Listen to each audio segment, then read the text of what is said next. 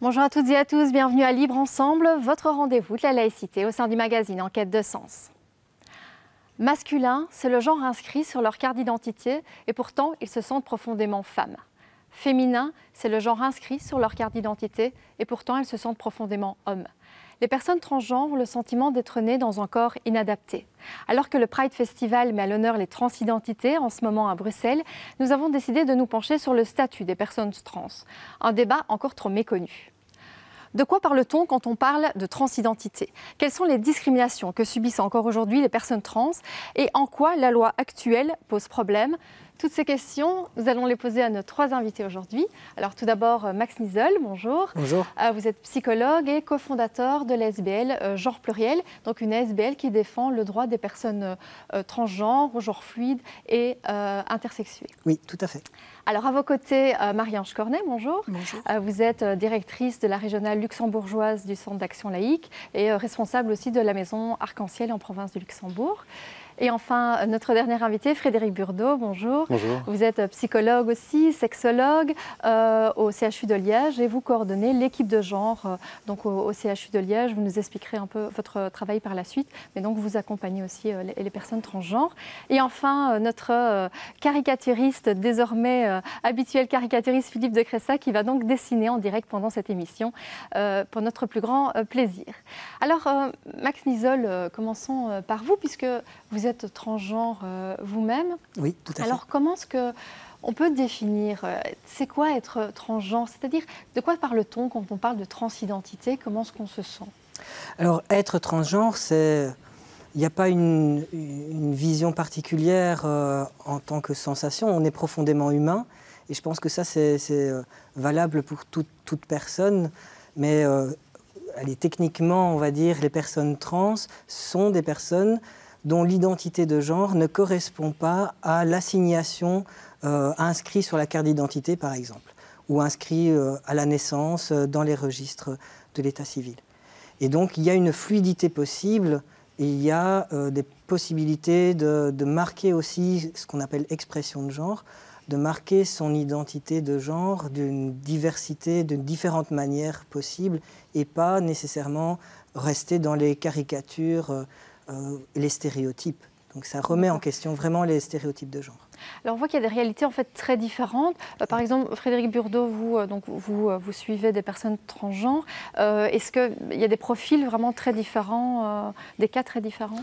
Mais oui, tout à fait. Je pense que finalement, on pourrait dire que chaque personne a une trajectoire différente, avec une construction identitaire différente.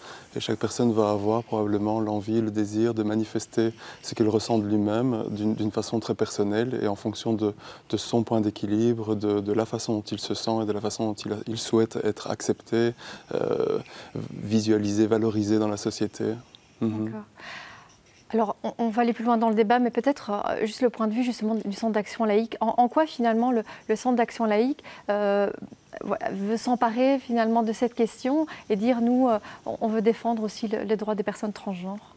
Donc l'idée générale au Centre d'action laïque, c'est la dignité humaine. Et donc, à partir du moment où on sent que la loi actuelle et les représentations actuelles mettent les personnes dans l'indignité, le Centre d'action laïque va avoir une réflexion sur ces questions.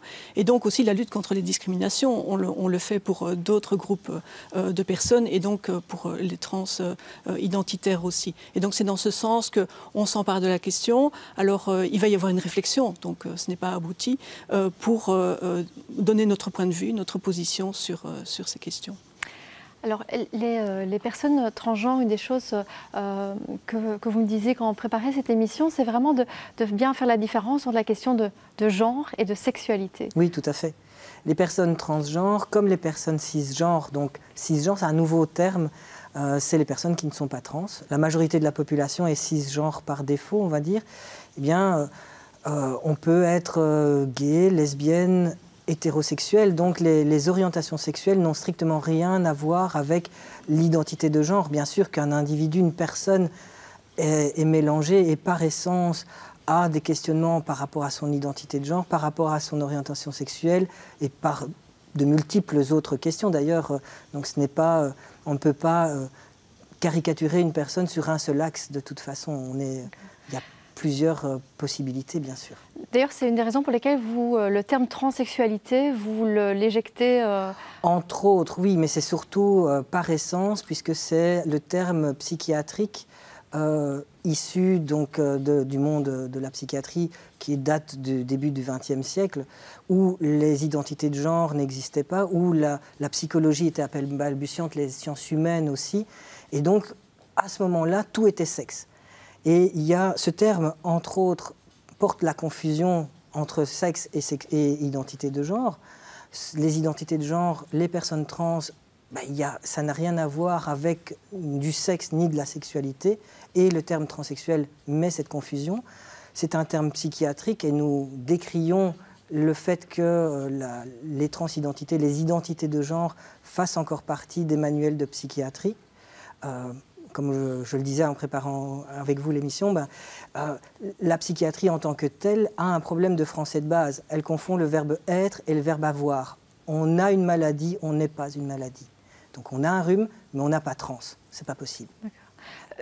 Au CHU, donc dans l'équipe de genre que vous coordonnez, ce terme transsexualité, du coup, vous l'utilisez plus ou ça reste quand même une terminologie que vous utilisez? En fait, c'est vrai que c'est un terme qu'on utilisait jusqu'il y a, je dirais, une dizaine d'années environ, parce que finalement, il n'y avait pas d'autres termes qui étaient mis à l'avant. Et à partir du moment où le terme de transgendérisme, le terme transgenre a été élaboré, il n'y a aucun souci de la part des équipes de l'utiliser. Mais je pense que le terme...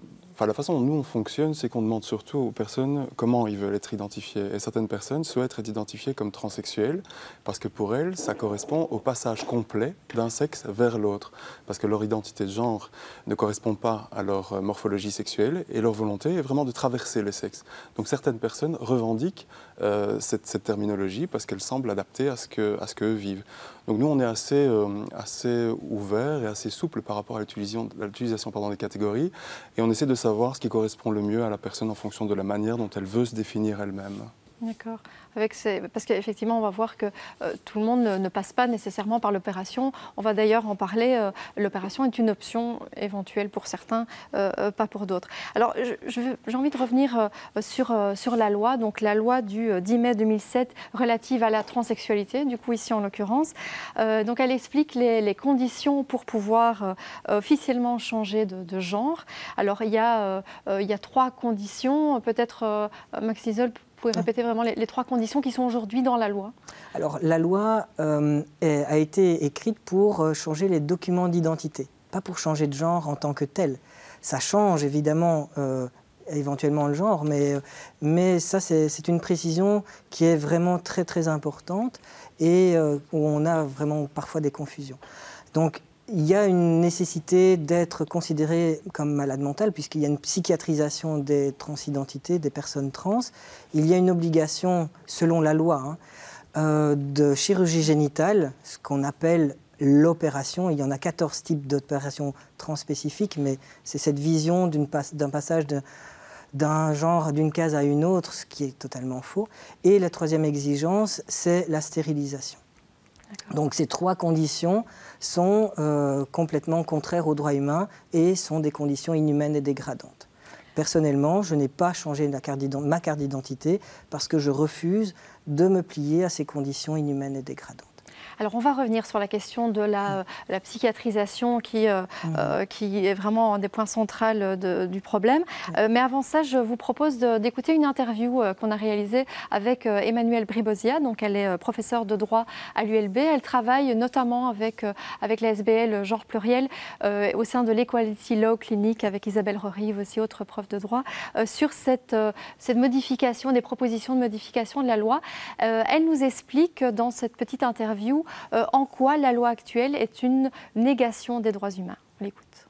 Je pense que la loi actuelle est contraire aux droits humains à 2 égards si pas plus, mais en tout cas par rapport à la condition de psychiatrisation, premièrement, c'est clairement contraire au droit à l'autodétermination, qui est un droit essentiel et qui peut être relié au droit au respect de la vie privée. Les personnes devraient pouvoir choisir sans dépendre de l'avis discrétionnaire d'un médecin et pouvoir donc décider de modifier leur genre enregistré. Deuxièmement, et c'est très certainement problématique au quotidien, ces personnes sont soumises à un ensemble de discriminations dans leur vie sociale qui aboutissent très souvent à une forme d'exclusion sociale. Pourquoi ? Parce qu'elles vont hésiter à se soumettre à ces conditions très strictes, à savoir psychiatrisation et stérilisation. Elles vont donc maintenir une discordance entre leur identité de genre affichée, leur rôle social et ce qui apparaît sur leur carte d'identité ou sur d'autres documents.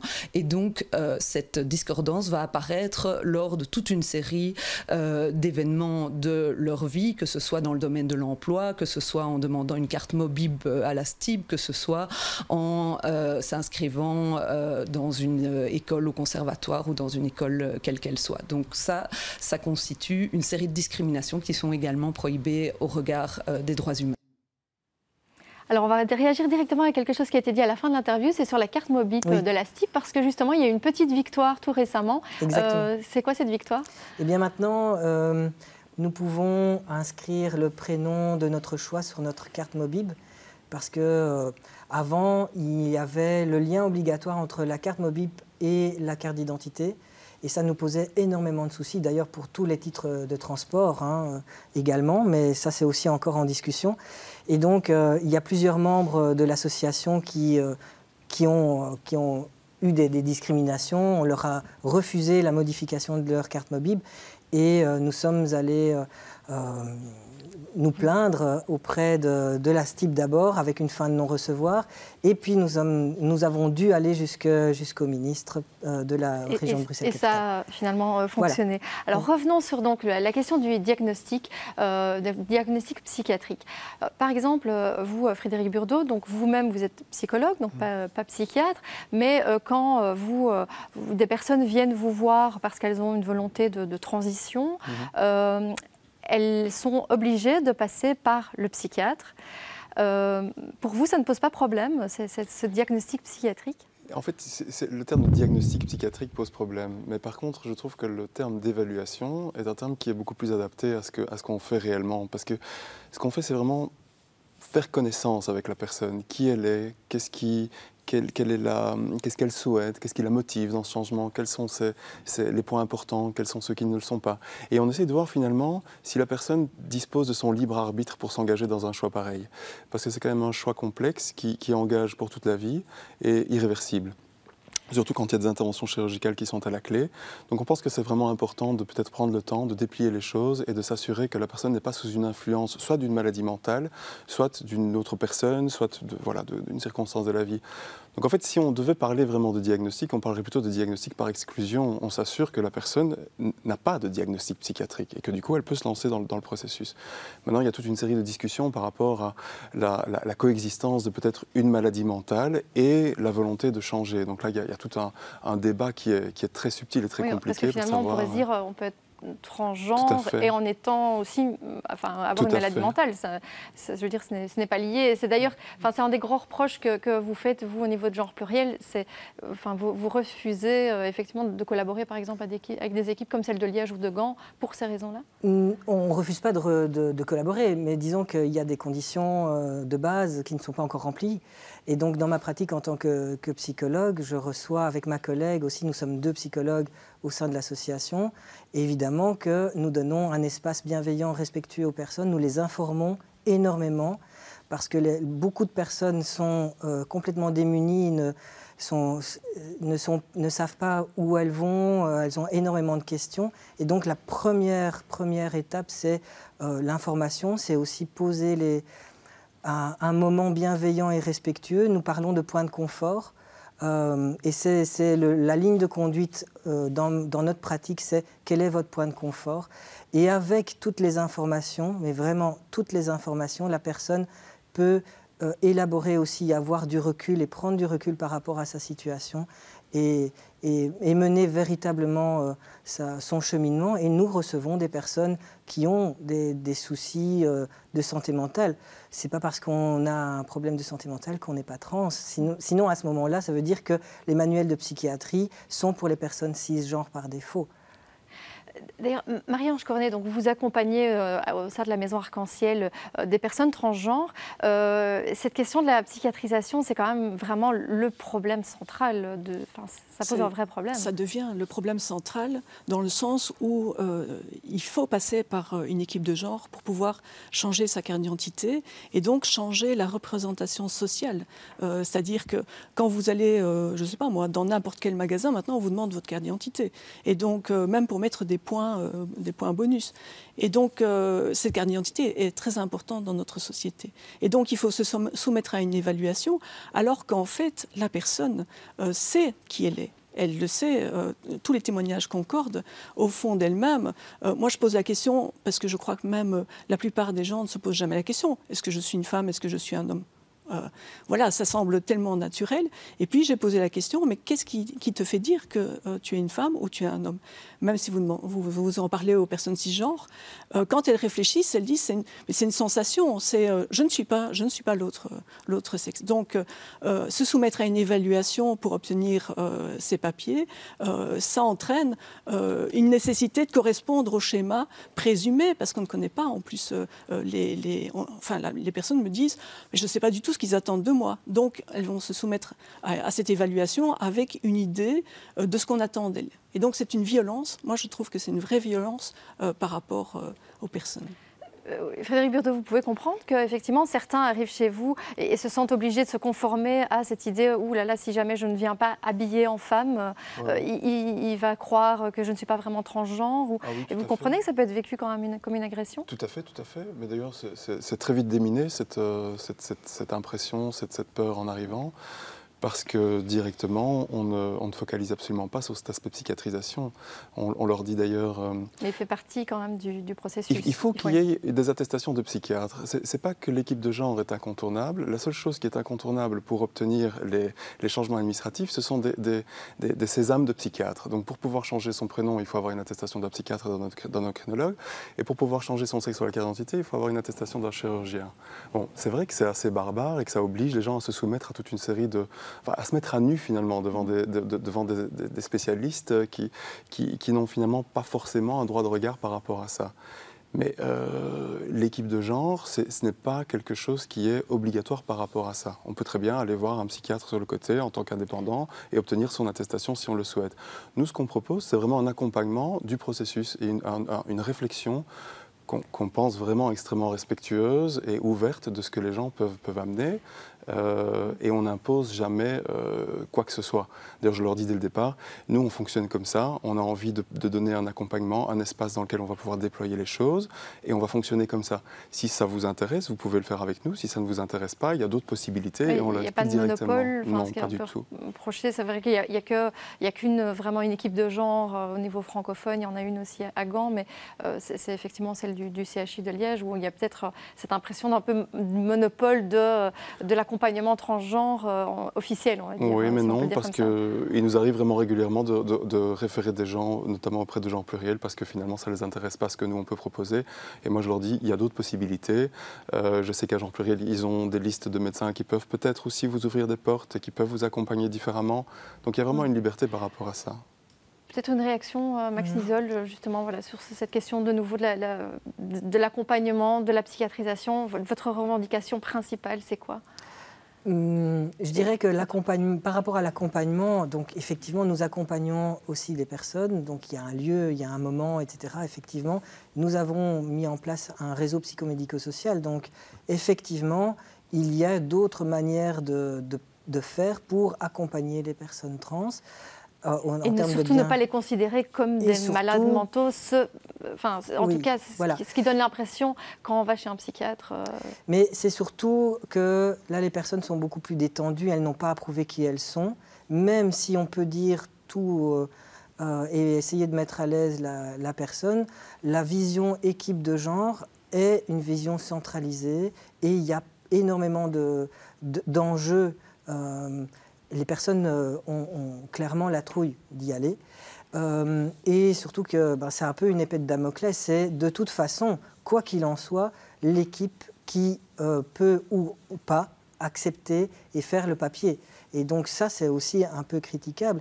Et moi, et nous attendons le jour où, officiellement, et nous serions tout à fait prêts directement à collaborer avec les différentes équipes de genre. Mais à partir du moment où les équipes de genre nous diront publiquement, nous refusons l'implication psychiatrique publiquement, et donc nous refusons le diagnostic psychiatrique, nous allions à une vision de droits humains et de respect de l'autodétermination, il n'y a aucun souci. Et ça, vous êtes prêt à le dire? C'est ce que je viens de dire, je crois. Non. Mais il y a quand même une psychiatrisation. Dans certains cas, vous dites utile quand même d'avoir cet accompagnement psychiatrique. Alors, le rôle du psychiatre dans l'accompagnement psy, c'est simplement un entretien au début avec 2-3 tests psychiatriques. Mais il existe quand même. Il existe parce que la loi le demande. Oui. Et puis, si la loi ne le demande plus, pour vous, c'est pas essentiel. C'est-à-dire que pour vous seriez pour un changement de la loi sans diagnostic psychiatrique. Mais oui, tout à fait. Oui, tout à fait. Oui, bien sûr. Pour rajouter peut-être un élément, c'est que je m'étonne, étant donné que, peut-être que c'est plutôt l'autre équipe, mais la loi a été faite par la pratique des équipes de genre. Donc, voilà. Oui, mais il y a un historique. Il y a un historique qui date du début du siècle passé, où il y a effectivement le rôle de psychiatre était essentiel dans cette construction. Et pour vous, ça a évolué depuis? Peut-être une remarque de Ce que je voulais dire, c'est qu'effectivement, il y a une évolution. L'évolution, elle est due aussi parce que on connaît maintenant les histoires. Donc, auparavant, même quand je militais encore dans les associations LGBT du début de ce siècle, on n'entendait presque pas parler des trans. Il y en a un ou deux qui venaient. Mais maintenant, je pense qu'il y a vraiment une prise de conscience que c'est une partie importante de la population. Et donc, cette évolution, elle est positive. Et je suis contente d'entendre que l'équipe est d'accord pour un changement de la loi. Voilà, c'est très important. Parce que l'accompagnement, il est très important. Il faut pas dire il ne doit pas y avoir d'accompagnement. Au contraire, parce que, évidemment, être en rupture avec la société, fatalement, met en déséquilibre. Et donc, un accompagnement par un psychologue, par une assistante sociale, parce que parfois, il y a des intégrations sociales. C'est important. On voit que ça peut même... il y avait un récent rapport de l'Institut pour l'égalité des femmes et des hommes qui disait que ça pouvait accentuer la précarité parce que des personnes transgenres s'isolaient par rapport au reste de la société. Alors, je vous propose de regarder le témoignage de plusieurs personnes transgenres qu'on a rencontrées justement à la Maison Arc-en-Ciel de la province du Luxembourg il y a quelques jours. On va regarder leur témoignage et vous aurez vos réactions après.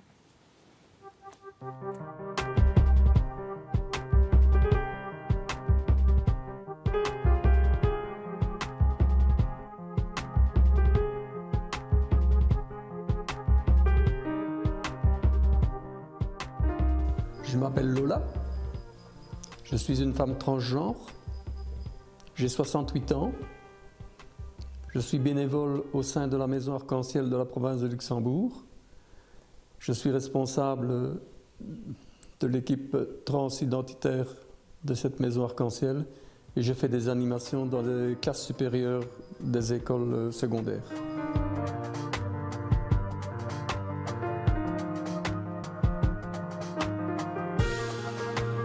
Bonjour, je me présente, je m'appelle Véronique, je suis transgenre et fier de l'être. I swear that you've seen me. Yes, you've seen me here before. And so don't tell it. Bonjour, voilà, je m'appelle Gwen. Heureuse de devenir trans, d'être trans et fière de l'être. J'ai fait ma vie d'homme comme tout le monde parce que j'étais contraint de faire ça. Et lorsque j'ai été retraité, j'étais arrivé à un moment de ma vie où, lorsque je m'éveillais le matin, je pensais à me suicider. Donc j'ai dit c'est pas possible, il faut réagir, il faut faire autre chose. Et j'ai décidé de m'assumer. Quand j'ai fait mon coming out à ma famille, j'ai été très agréablement surprise de l'ouverture d'esprit de mes deux filles et de mes petits-enfants qui m'ont accueilli parce que j'étais leur père et papy, c'est tout. Sans plus, ils s'en fichaient pas mal que je sois en jupe ou en pantalon, c'était pas ça l'essentiel pour eux. Quant à ma femme, elle l'a eu plus difficile, mais elle a fait ce qu'elle a pu et je la remercie parce qu'elle a beaucoup de courage. Dans ma vie sociale, à moi, en privé, tout le monde est informé. Les gens le savent, de toute façon, moi je sors comme ça tous les jours, hors travail, je suis toujours en femme, je suis toujours comme je suis maintenant. La première démarche que j'ai faite, c'est aller trouver l'endocrinologue. Et cette personne m'a dit, mais moi je ne peux rien faire pour vous tant que vous n'avez pas une autorisation du psychiatre. Je suis tombé de ma chaise, c'est pas possible, je ne suis pas folle. Je ne suis pas malade non plus, je ne suis pas un aliéné mental. Je sais ce que je suis. Génétiquement, je n'ai pas d'utérus, j'en aurai jamais. Mais bon, heureusement, la magie des hormones, etc., on fait des miracles. Donc voilà. Donc moi, je suis super heureuse quand, par exemple, dans la rue, on m'accoste et on me dit bonjour madame. Je dis waouh, ça passe quoi, tranquille. Donc ça, c'est déjà fabuleux quoi. Donc voilà. Ben, je l'ai mis de côté la double vie en fait. Pour moi, elle n'existait plus. Parce que dès que je rentre du travail, automatiquement, je me change.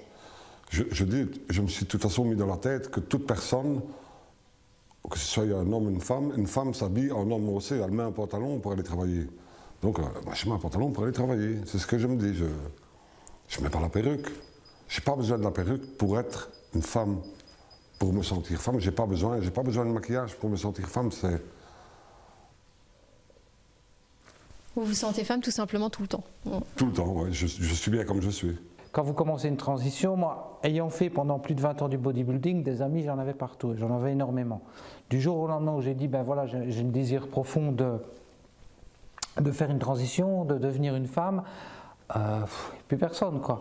Les seuls amis que j'ai maintenant, bon ben, c'est Lola, et une ou deux autres, mais c'est tout, quoi. J'ai quasiment plus de vie sociale, mais bon, je le savais en commençant. Donc ouais, non, c'est pas facile, mais bon, c'est un choix. Et je veux dire, j'ai aucun regret. Ce sera à refaire, je le referai, mais plus tôt. Voilà, c'est mon seul regret, c'est de ne pas avoir foncé plus tôt.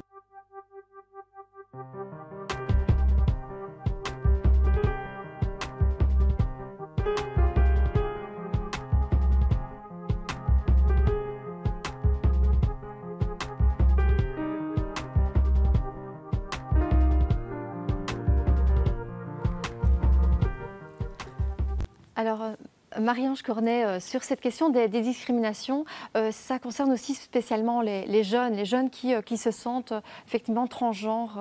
Oui, donc on a maintenant des adolescents qui se posent des questions avec la médiatisation. Ils se posent des questions et ils se sentent de l'autre genre. Et la transition a tendance à se passer à l'adolescence et ça, c'est très mal vécu par l'école et par les professeurs. Et donc, se posent des questions, mais vraiment idiotes. Hein. Dans quel WC va-t-on les mettre, etc. Et de nos expériences, ces adolescents doivent quitter leur milieu scolaire pour aller dans un autre en cas de transition. Et donc, ces questions sont quand même cruciales.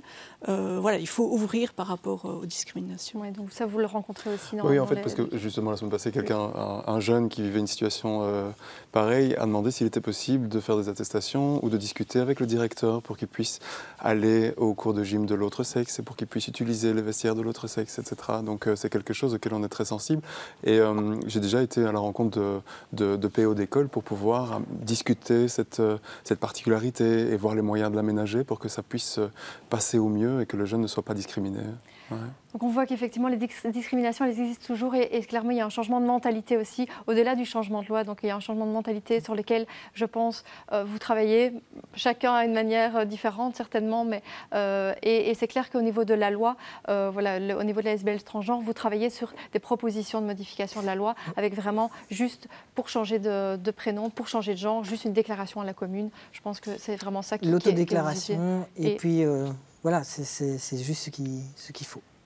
Mais merci en tout cas à tous les trois d'avoir accepté d'aborder ce sujet. Évidemment, c'est un sujet très complexe et je pense qu'il faudra revenir sur ces propositions de modification de la loi. On ne manquera pas de le faire dans cette émission. Donc merci d'avoir accepté notre invitation. Merci à Philippe de Cressac pour ces dessins qui ont illustré donc, cette émission. Merci à vous de nous avoir suivis. À très bientôt pour un nouveau numéro de Libre Ensemble, votre rendez-vous de la laïcité.